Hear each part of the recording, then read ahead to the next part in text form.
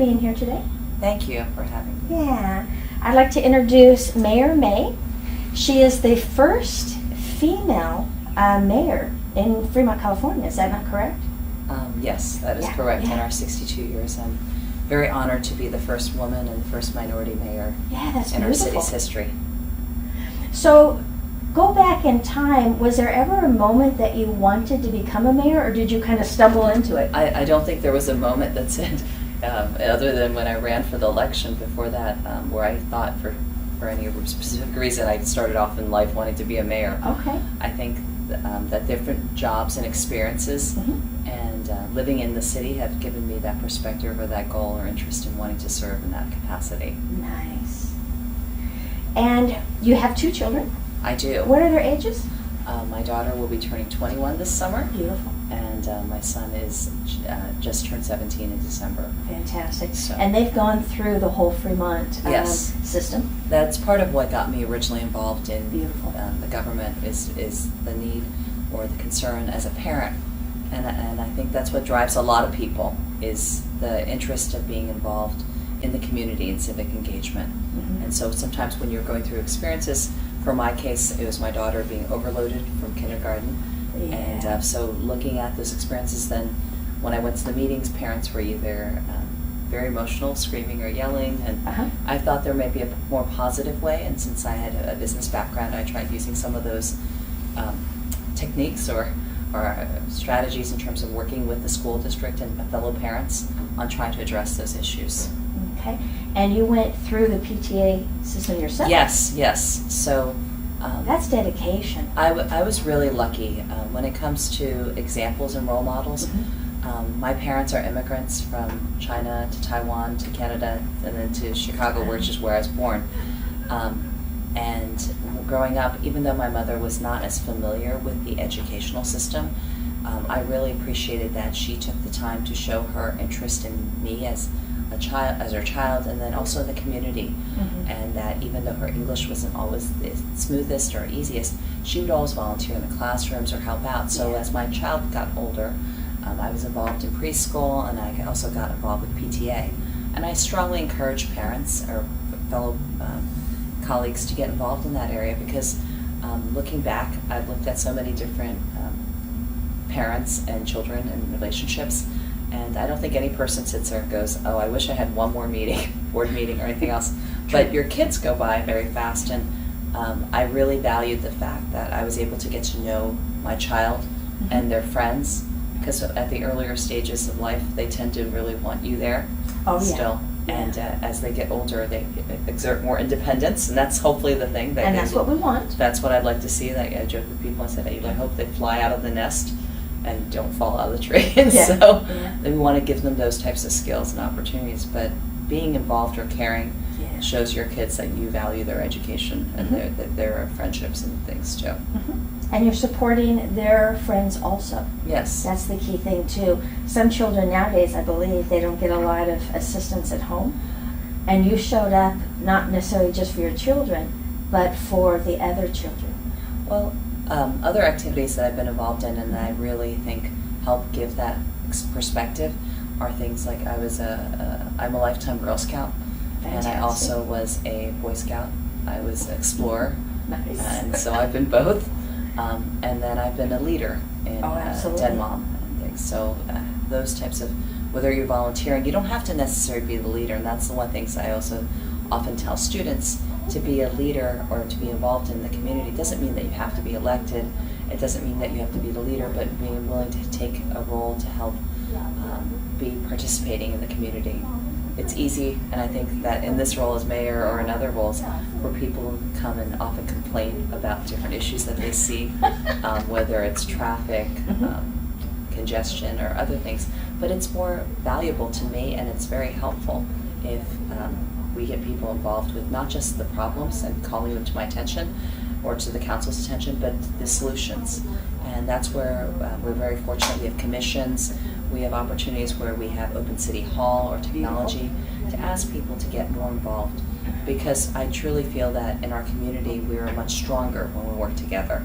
And so these types of opportunities, right now we're also, tonight we're talking about the mobility task force, and that's city council meetings. Tonight's Tuesday, and so we have 14 members in the community who came together and are helping us develop a mobility plan.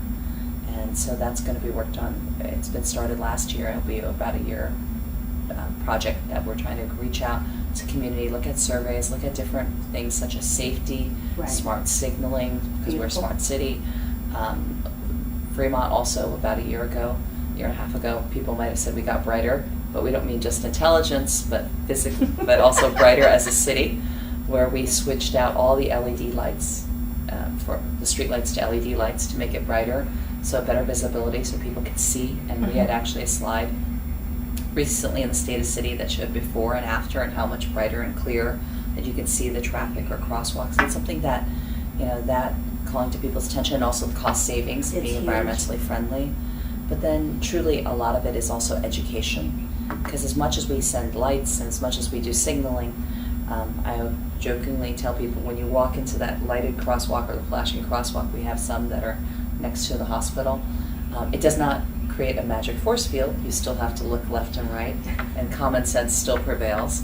And that's true for our drivers. And so we actually just also a week ago in our library had one of our first traffic safety discussions, and just open for the public to come and ask questions. Nice. We had a presentation from the police. It was 2 different sessions. It was really well received, and we hope to do more again in the future. Every year we also have Kids and Kites Festival, where we do it at the park, where we invite people out, and we have different booths and vendors. We also have every other year a public safety fair, where we have our fire and police, and we encourage people to come out to learn about that. Last year alone, in our emergency preparedness type programs and CERT programs, we had over 2,600 people that went through that. And so in a case of a real emergency, we want to make sure that we're best prepared, because as much as we have staff, we only have about 190 to 200 police men. When it comes to the situation and so with our firefighters, we have a limited crew that are on site always, and in case of a natural disaster, we're really counting and hoping that our citizens are also prepared and understand, because it's almost 235,000 compared to us. We're a little outnumbered, and so we need people to get involved. And you were saying earlier, like even being involved from the school side. When I was on the school site, and I encourage parents to do that too, is do the emergency earthquake drill. And at their homes? At their schools, at their homes. Actually, about events, we also have a lot of social media and events with our fire and our police. We've had, we try to be culturally sensitive. We've had badges and boba, custard with cops, and even cannolis and cops. Nice. And so we've had a lot of different activities where we have people come out and talk about some of their concerns that they see with traffic, with crime, because we really want to hear and be able to have this partnership. A lot of the public safety awareness efforts require that. A good example is I'm looking at the video cameras right now, and we're trying to implement technology, and when we've had some incidents with burglaries or other thefts, we ask residents to register their video cameras so that we know that they have one on their sites. Perfect. And so those help us then to make good resolution and bring forth solutions to those situations to figure out who, hopefully solve the crimes. It helps better if you go to report a concern on our website. Right. Not because I, as the mayor, don't want to hear about it, but because when it goes to report a concern, there are about 30 concerns that are already pre-listed, whether it's street lights or traffic safety or other programs. And if you click on it, then it routes to the staff members that are responsible for that role. Perfect. And so rather than coming to me and then I have to look at it and send it to the departments, this actually better directs it, facilitates it.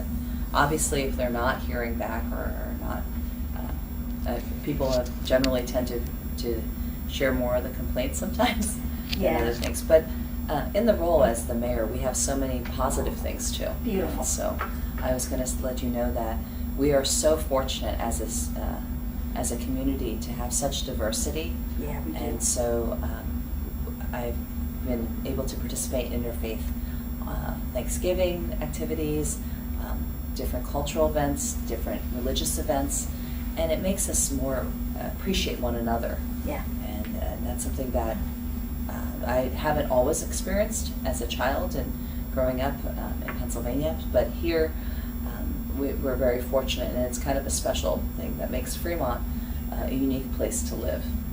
Yeah. I wanted to give Fremont words of wisdom. What would it be? I think the words of wisdom would be that Fremont is going through a lot of different changes, and that if people are concerned about it, to get involved. Beautiful. And hopefully beyond just calling me and registering a complaint, right. but to get involved in committees, to get involved in your schools, to get involved with emergency preparedness. Because the success of any city, just like our school district over the years, as well as the community, is based off of people making that difference, volunteering, caring about it. It's much more than just talking about it, it's right. actually taking an active participation. Very and so I nice. hope people will join me in that. Yeah, very nice. I'm very impressed with you. Oh, thank you. No, in truth, I really Yeah. am. You really give so much of yourself, and you really are a community builder, and I honor that in you, so thank you. Thank you. Yeah. At times, to be honest, and I have to thank my family too, my husband and my children, is that it hasn't always been easy. When I first started serving on the school board, my son would say, "Don't go, Mommy, because when you come home, you can't read me bedtime stories. I'll be sleeping." I hope so at 10:30 or 2 a.m. But my husband would bring the kids by, and it was nice sometimes for the public to see that I'm still a mom, because they'd be like, "Good night, Mommy," from the back of the room.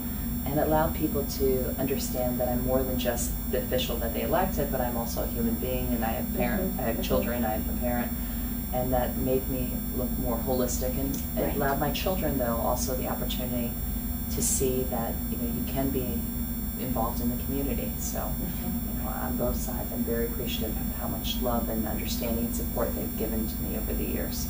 I wouldn't be, again, here without the support of my family and friends. And then so many community members who, every time that I've run, have really stepped up and helped me make that difference. This is my beginning of my second year. Beautiful. So I have 3 more years. Beautiful. And I'm hoping to make a big difference, or at least to bring out the best in the community through these challenging times. There are a lot of discussions right now in the community and federal and state levels that sometimes separate people in terms of partisanship Right. and values or other discussions. But one of the things I hope people can learn to do is to agree to respectfully disagree. And that's really important, to have that different lens, to realize that while we don't always agree with one another, that we hopefully are trying to bring the best of our community together. Yeah, yeah, beautiful. Thank you for your time. Thank you. For your words of wisdom. Thanks. And for your service. It's a privilege. Thank you so much. Thank you.